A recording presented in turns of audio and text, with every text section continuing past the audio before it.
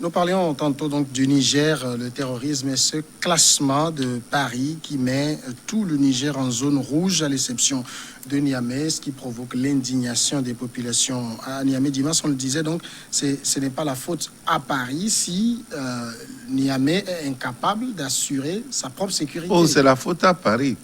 Mais si vous avez un pays qui vous prive de tous les moyens de défense, vous allez faire quoi? Prenons par exemple l'argent qui est le nerf de la guerre. On vous impose des finances, une économie, une politique économique précise qui vous absorbe de tout. Votre réserve financière que vous avez, on vous dit que vous n'avez le droit d'utiliser à peine 3%. Et tout est déposé dans le Trésor français.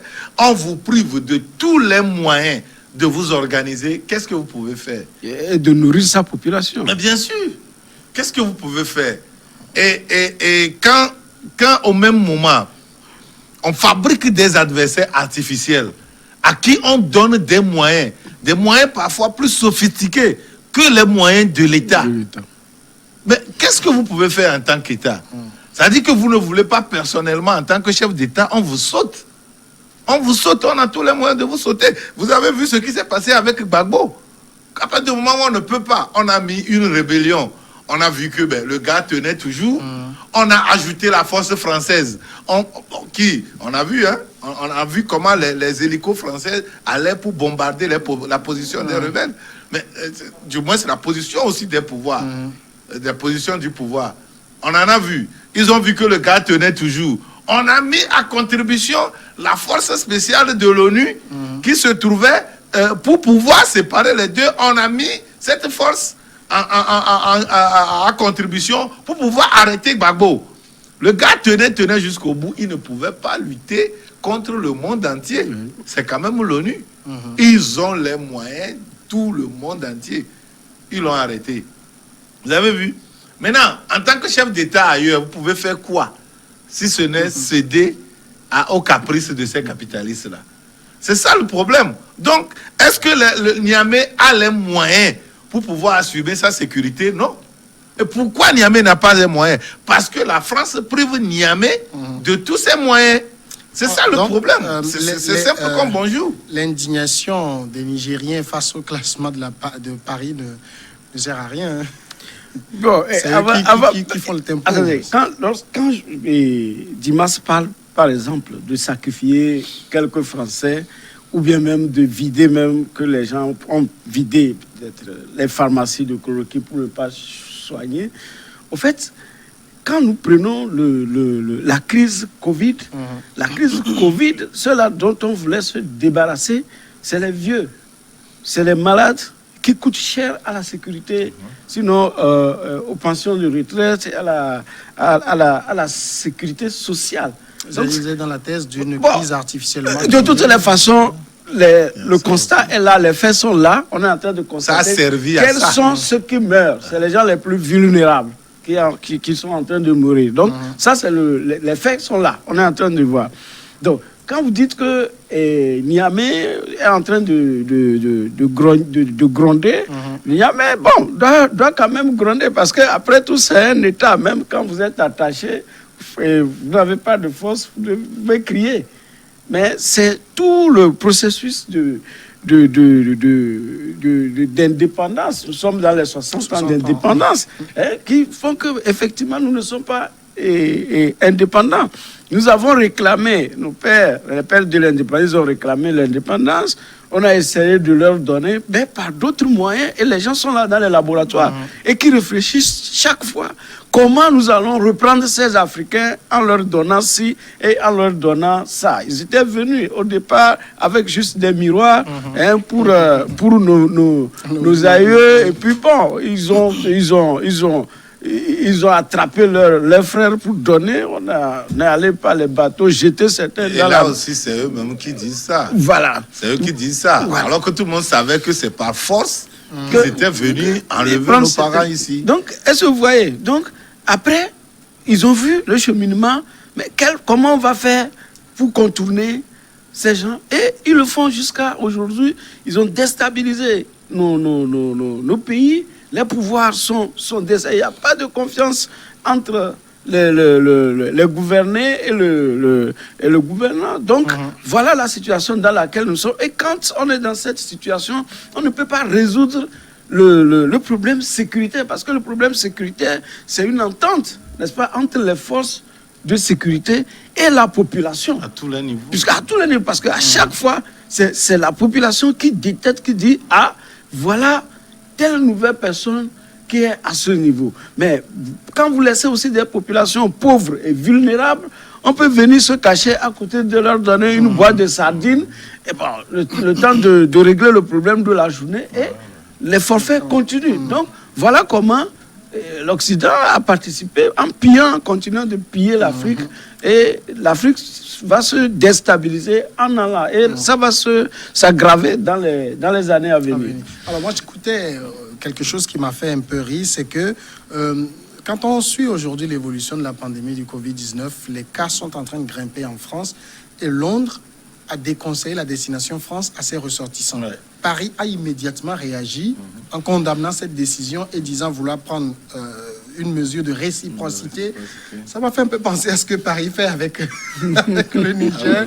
On met tout le pays en zone rouge et le Niger est incapable de prendre des mesures de réciprocité. Ça a toujours été ainsi. Hein. D'autant plus que, d'ailleurs, pour quitter l'Occident et venir au sud ici... C'est très facile. C'est facile. C'est même à l'aéroport, ils viennent prendre les visas. C'est à l'aéroport, ils viennent prendre le visa. Nous avons tenté ici de décréter la réciprocité, mais ça a duré le temps où ça a été décrété. Ça s'est arrêté là. Ça ne peut pas aller plus. Et donc, le faire même serait un peu, à la limite, ridicule. Parce que ça ne donnera rien. Mais le pire, c'est que les autorités de Niamey n'ont même pas réagi. Hein. On aurait pu entendre quelques sons de cloche, protester, on pouvait comprendre. Personne n'a réagi. C'est plus les populations qui réagissent, qui sont... Elle a un pistolet sous la tempe. Ils peuvent réagir. Oui. Réagir, ça ne veut rien dire, puisque diplomatiquement, on essaie de faire un tout petit peu de réciprocité. Ça, c'est la règle diplomatique. Vous essayez de chasser mon ambassadeur de chez vous. Moi aussi, j'expulse le vôtre de chez moi. Et ça c'est des jeux diplomatiques. Mais la réalité est ailleurs. La réalité est ailleurs. Que les autorités nigériennes réagissent ou pas, il y a combien de Nigériens qui vont en France pour le tourisme. Combien? Et qui va leur donner et il faut voir à la présidence nigérienne combien de Français ne sont pas des conseillers là-bas. Quand on dit même qu'il y a déjà la force, l'amusement qui est bien installée. Donc, voyez-vous, il est lié. Hein, nos États, nos chefs d'État sont liés et ils ne peuvent rien. Nous passons maintenant au second sujet, la CEDEAO qui semble privilégier la stabilité au détriment de l'alternance. C'est l'opposition guinéenne qui le dit. Une rencontre virtuelle a été organisée par la Communauté économique des États de l'Afrique de l'Ouest, l'Organisation des Nations Unies et l'Organisation de l'Unité africaine afin d'évoquer la présidentielle du 18 octobre prochain dans le pays. La stabilité est une priorité pour Jean-Claude Cassibrou, président de la commission de la CEDEAO. Un point d'accord relevé par la mouvance présidentielle. La CEDEAO confirme qu'elle va continuer d'apporter une assistance technique auprès de la Commission électorale nationale indépendante. Du côté de l'opposition regroupée au sein du Front national pour la défense de la Constitution, on voit les choses autrement. L'exigence est pas de troisième mandat pour Alpha Condé. La CEDEAO semble privilégier la stabilité au détriment de l'alternance démocratique, constate avec amertume un cas du FNDC. Le constat que fait l'opposition au niveau de la Guinée, c'est que on pense que pour la CEDEAO, il faut plus sauver la stabilité de la Guinée que de s'opposer au troisième mandat. Mais il y a un point qu'on oublie, c'est que de façon frontale, la CEDEAO ne peut pas s'opposer à un mandat quelconque d'un chef d'État. Non, ce communiqué même porte en son sein un germe. Parce que qu'est-ce qu'il appelle pas stabilité? Que la CEDEAO privilégie la stabilité. Donc s'ils disent que la CEDEAO est en train de privilégier la stabilité, ça veut dire qu'ils ne sont pas en train de demander le départ de Condé. Est-ce que vous voyez? Puisque c'est Condé qui est au pouvoir, et il se permet de dire que la CEDEAO privilégie la stabilité.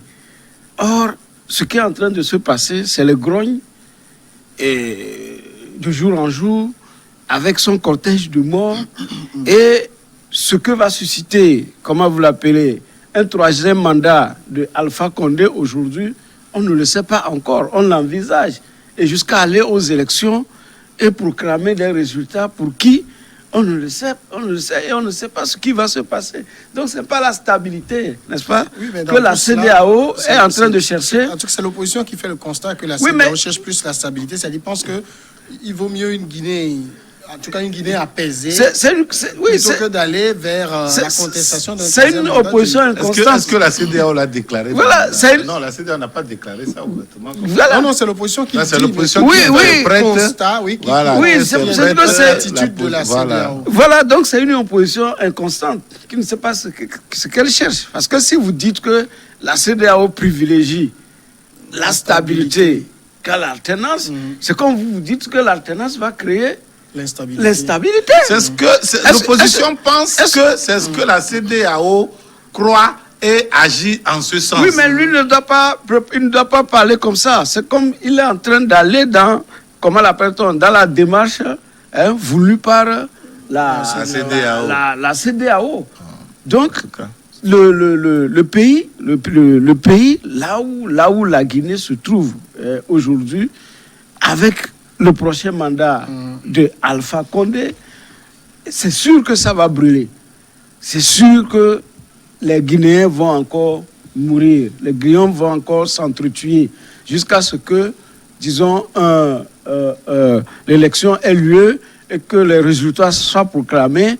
Et voilà comment l'appelle-t-on, le processus de développement que le pays doit entamer va se rejeter encore dans les crises politiques et ils vont passer encore des années à faire des manifestations, comment l'appelle-t-on, des dialogues qui ne vont jamais aboutir. Et c'est comme ça l'Afrique tourne en rond.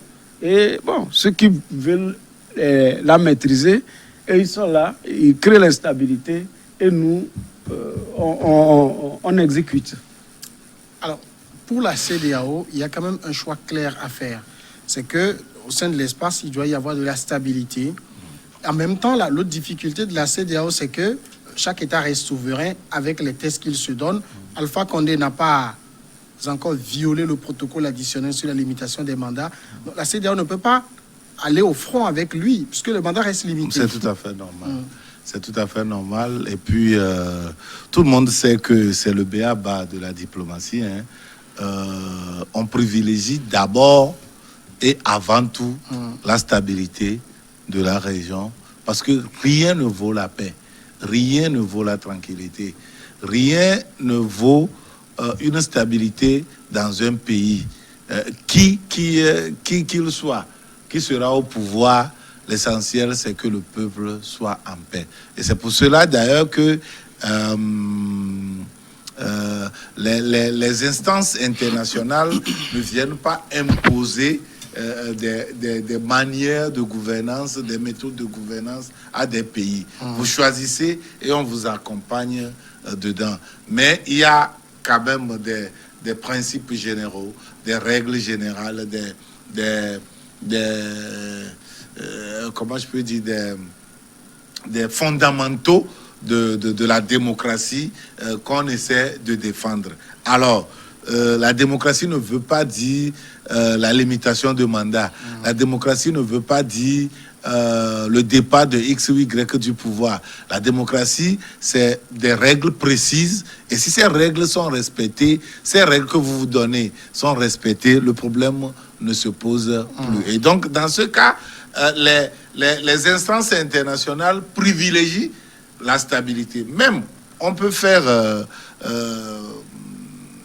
des violations, des violations des règles qu'on s'est données quand la communauté internationale s'invite dans le règlement de ces conflits-là.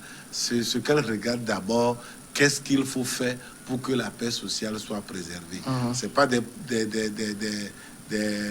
comment on dit ça, des pyromanes. La communauté internationale n'est pas composée des pyromanes. Et c'est des gens qui sont vraiment des sapeurs-pompiers. On vient et on fait comment on va faire pour que le feu qui brûle là-bas s'éteigne. Et donc, si la communauté internationale pense que le maintien de Alpha Condé au pouvoir va amener plus de stabilité et de tranquillité dans le pays, la communauté internationale va accompagner la Guinée dans ce sens. Ne soyez pas étonnés. Est-ce à dire que ça veut dire que la démocratie est préservée? Je dis non. Mais, vous savez, la communauté internationale préfère une paix de cimetière qu'à une paix de marché. Alors que tout le monde sait que le silence de cimetière n'est pas équivalent au silence qui peut se retrouver au marché ou dans une église. Vous voyez? Mais la communauté internationale préfère cela. Préfère laisser les peuples vivre dans la peur et rester tranquille que de vouloir vivre, jouir pleinement de leur démocratie et qu'il y ait des armes qui crépitent de gauche à droite. C'est pour ça que les interventions de la communauté internationale n'est pas toujours compatible avec la démocratie, avec les exigences et les principes démocratiques. Mais est-ce que la paix, la tranquillité qu'ils veulent sauvegarder là-bas, qu'ils veulent préserver, ne peut pas se faire à ce prix? C'est ce qu'ils calculent. De quel côté se trouve l'effectivité du pouvoir? Alors, ils voient ça d'abord. Et il se penche. Ça, c'est le syndicalisme. On ne peut rien. Et donc, quand la communauté internationale s'est vue sur le terrain, on voit de quel côté se trouve l'effectivité du pouvoir. Et on en tient compte et on va dans ce sens pour pouvoir préserver. C'est pour cela que ceux qui ont des moyens et qui renversent les pouvoirs, qui renversent avec des moyens précis, et ils ont l'effectivité du pouvoir, on les accompagne dedans. À la limite, on les amène à faire une transition qui les ramène encore au pouvoir. C'est ça. Mais ils ne peuvent pas vouloir privilégier ceux qui n'ont même pas les moyens de gouverner, ils n'ont pas les moyens de leur politique, et on va venir dépouiller tous ceux qui ont les moyens de tout leur pouvoir pour pouvoir donner aux démunis qui n'ont pas les pouvoirs, qui n'ont pas la capacité, les moyens de leur politique. Ça ne se fait nulle part. Je ne dis pas que ce que la communauté fait là, la communauté internationale fait là, dans les règlements de conflits, c'est ce qui est bien. Je ne porte pas de jugement de valeur là-dessus, mais je dis que c'est comme ça se passe. En même temps, ce que dit l'opposition, que la CEDEAO cherche plus la stabilité au détriment de l'alternance, c'est comme si l'opposition veut que la CEDEAO l'accompagne dans sa volonté de conduire la Guinée vers l'alternance. Oui, normalement, c'est ce qui devait se faire. Non. Attends, comment la communauté internationale va venir accompagner une entité pour aller au pouvoir? Parce que lorsqu'on voit au départ dans le protocole de la CEDEAO, l'alternance faisait partie. Non, ils n'ont pas écrit l'alternance, ils ont mis limitation de mandat. Il y a un protocole sur la bonne gouvernance. La limitation des mandats à 2. La limitation des mandats à 2. Mais le modèle qui se fait aujourd'hui, au nom d'un peuple, qu'on dise que on a fini de faire, on voit qu'on est en train de finir de faire son second mandat, et il faut modifier la Constitution pour dire que bon, c'est moi qui ai signé la Constitution, je maîtrise mieux la Constitution que vous. Est-ce que vous voyez, c'est ce paradoxe qui vient d'être, qui a été acté pratiquement par tous les pays de la CEDEAO, et les autres peut-être risquent aussi de rentrer dedans, parce que la CEDEAO accompagne, comme il le dit, les plus forts. Donc, voilà, c'est ça que les gens condamnent, d'accord, que on ne peut pas se fixer des règles, et à l'approche, les gens usent comment l'appelle-t-on, des astuces pour pouvoir modifier cette constitution. Et les mandats qui étaient limités, par exemple, à 2, les gens disent que bon, que eux ils peuvent faire encore un 3e mandat. Bien sûr, depuis que nous avons commencé par compter les morts pour les protestations contre les modifications de constitution, et que les gens disent que non, quand même on va modifier, moi l'article là ne me concerne pas, et puis je n'irai plus à un troisième mandat, mais vers la fin, on se rend compte que c'était totalement du mensonge. Donc c'est une interpellation à la CEDEAO que les règles que vous-même vous avez, on était en train de fixer, voilà que tout est en train de sauter. Parce que dès lors que la personne dit que on ne dit même plus qu'il fait un troisième mandat, on dit que le compteur est à 0, ça veut dire qu'il a encore deux. Voilà. Donc c'est ça qui est inquiétant pour nos pays. Non, mais il appartient aux oppositions de se battre pour l'alternance qu'ils veulent et non de chercher à ce que CEDEAO ou autres organisations puissent les épauler dans ce combat. Non, de toute façon, la CEDEAO vient au secours du plus fort. D'accord? C'est ce qui a été toujours fait. C'est celui qui est au pouvoir, comme je l'ai dit. Est-ce que c'est du plus fort ou de la stabilité, comme eux-mêmes ils le disent? Non, c'est du plus fort. C'est des syndicalistes. La CEDEAO devenait un syndicat. Pas question de CEDEAO. C'est des principes de la communauté internationale. Oui, mais... Même l'ONU peut s'inviter sur le terrain. L'Union européenne et toutes les autres... Oui, mais ce qui est... Ce qui est en train de se passer aujourd'hui, c'est la déstabilisation totale de nos pays, où les gens veulent s'accrocher au pouvoir et mourir au pouvoir. C'est ce qu'on est en train de faire en fait. Nous sommes en train de faire. Je ne suis pas d'accord que les gens remettent en cause les tests qui se sont donnés. Non, ils ont tout remis en cause avec l'accompagnement de la CEDEAO, Dimas. Au même moment, il faut toujours respecter les PGD, les principes généraux de droit qu'on se donne. Il faut les respecter. Et si on les respecte, c'est une question de temps. C'est une question de... Oui, c'est ça. C'est-à-dire que aucune règle ne rétroagit si ce n'est une règle douce pour pouvoir avantager quelqu'un. Bon, donc, quand on vient et on dit qu'à partir d'aujourd'hui, on limite les mandats, en France, ça n'a pas posé de problème. Oui. En France, ça n'a pas posé de problème. Ça n'a pas rétroagi. Oui, mais c'est parce qu'ici, on veut que ça rétroagisse. Et c'est ça qui pose le problème. On veut fouler au pied les principes généraux du droit. Ça n'a pas agi en France. À qui ça a aidé à faire un troisième mandat? Mais attends, c'est pas question de troisième mandat. C'est quoi? Prenez le cas où Jacques Chirac avait limité les mandats. Jacques Chirac était élu sur un mandat de 7 ans. Oui. Non, Chirac, lui, c'est Sarkozy qui a limité le mandat en 2008, mais Chirac, lui, il avait... La réduction de mandat. Je parle de la réduction de mandat, de septennat au quinquennat. Oui, c'est ce que j'allais dire. Quand Chirac limitait, réduisait la durée du mandat, ça ne lui a pas été appliqué.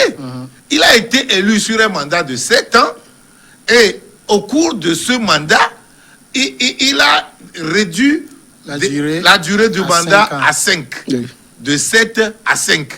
Mais le Conseil constitutionnel lui a donné plein droit de terminer les 7 ans là d'abord parce qu'il a été élu sous le régime de 7 ans. Et il a fait combien de mandats?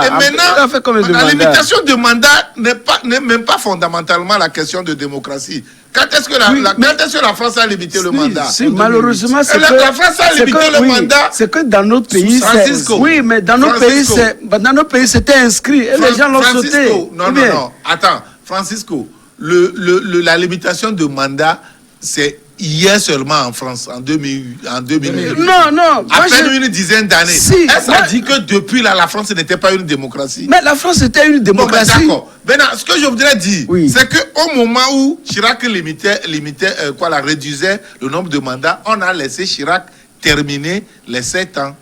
Et maintenant, quand Chirac était réélu maintenant sous le régime de 5 ans, il a fait maintenant les 5 ans. Ce qui fait que là où Mitterrand a fait 2 ans, de 14 ans, 2 mandats plutôt, de 14 ans, Sarkozy, lui, il a fait 2 mandats.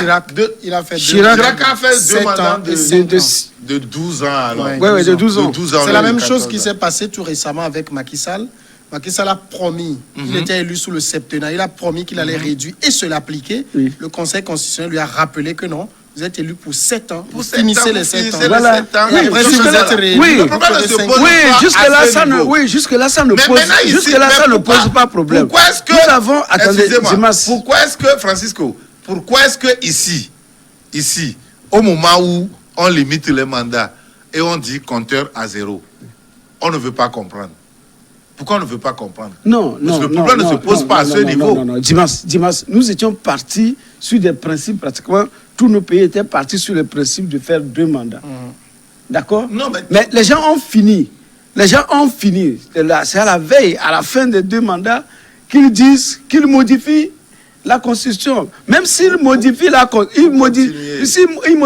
Constitution, il n'a plus le droit d'aller, n'est-ce pas? Mais il modifie et il dit que non, que nous rentrons dans une nouvelle république. Je suis d'accord avec toi, que et ça ne doit pas que se le passer compteur comme ça. est à 0 et que Ça c'est ne le doit pas premier se mandat. ça ne doit Donc, pas se passer comme ça. c'est aujourd'hui une escroquerie que les gens utilisent. Je suis d'accord. Si tel est que vous étiez élu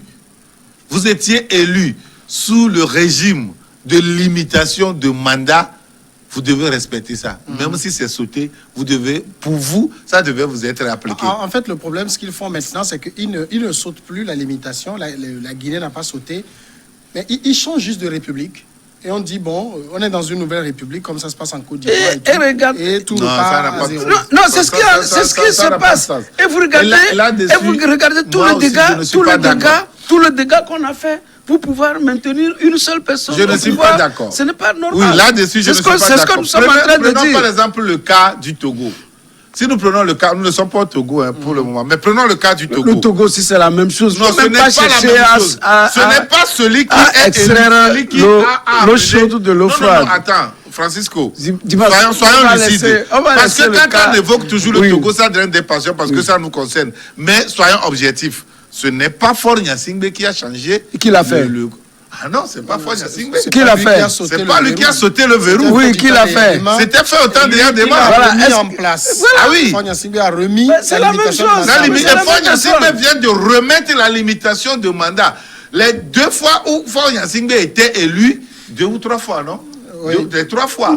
Il a été plus de 2005, 2010 et 2015.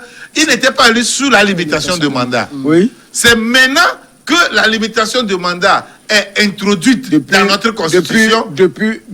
Et donc, à partir de là, quand on demandait la limitation des mandats, le fait de demander ne veut pas dire que ça se trouve. C'est ça le fait de demander ne veut pas dire que ça se trouve dans la constitution. On va aller à la grande pause si vous permettez. Le fait de demander ne veut pas dire que ça se trouve dans la constitution. Et les gens sont morts pour.